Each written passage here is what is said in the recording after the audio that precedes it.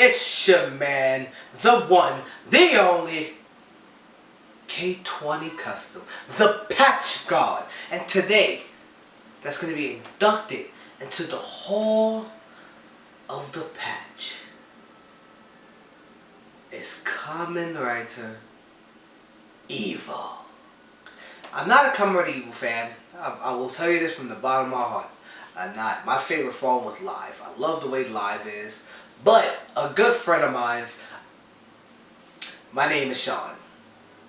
He was asking me so much to get this patch and this design. I finally said, I got you. So the video you're going to be seeing is as I was making it at that time. But this is just an amazing to work on. I think this is a great design when it comes to like a couple of colors. Like I don't use that much. Like I don't use I forgot it was the teal. I think it's like a teal. I don't use that as much. And to see how as a thread pops out is just amazing.